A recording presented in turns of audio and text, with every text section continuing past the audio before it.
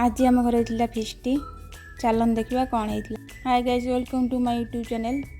आम गोटे हांडे किसी पानी नवा से लुण से किसी तेल पकई नवा फुटिया छाड़ा कि समय पर आम चाउमिन को पकई नवा। मोटी किले चाउमिन नहीं आपण अनुसार ने चाउमिन आम चाउमिन को सीझा पर्यटन छाड़ा। एपटे गोटे पियाज 2 पाखुड़ा रसुण 2टा कंचा लंका 3टा गाजर को चुन चुन कर काटी नहीं।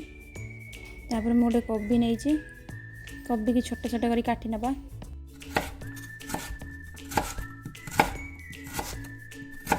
तापर कोबी और गाजर को धोई नवा। चाउमिन को काढ़ी नहीं मु नॉनवेज करी से 4टा अंडा नहीं आमलेट करदेली केवल लुण पकई। एटी गोटे हांडी बसई नहीं मु किले चाउमिन अनुसार तेल नहीं कटा हुआ रसुण पियाज लंका पकई नहीं कि समय जारी नवा। से कटा हुआ गाजर और कोबी पकई नवा कि समय भलसे गोलैबा। से स्वाद अनुसार लुण पकईबा आ लुण पकईले जल्दी सीझीज। तापर आम गोले नवा। तापर आम कि समय सीझापी घोड़े नवा। एबे सीझीगला आम काढ़ी नवा। मुझे 2टी गरम मसला पकई भलसे गोले नहीं से सीझा चाउमिन को पकई नवा। कि समय भलसे गोलैबा एपर्यंत मसला और चाउमिन मिसी न जाए।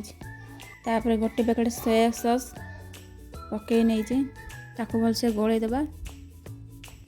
से गोटे पैकेट टमाटो सॉस पकई नहीं पकईबा सह टे गोलैबा जहाँद्वारा कि भलसे मिसीज। आप जी राग खाऊे से चिली सॉस पकईबे। आम ये अधा पैकेट चिली सॉस पकईचु। तापर आम 2 पैकेट चाउमिन मसला पकई नहीं भलसे गोले नवा। आ गोटे एक्स्ट्रा गरम मसला पकई नहीं द्वारा स्वाद भल लगे। से आमलेट करथिबा अंडा पकई नवा सबको मिक्स कर नवा। लास्ट रे पेपर पाउडर पकई नहीं भलसे गोले नवा। प्रस्तुत हो गला tasty tasty chowmein. Thank you so much for watching. जय जगन्नाथ।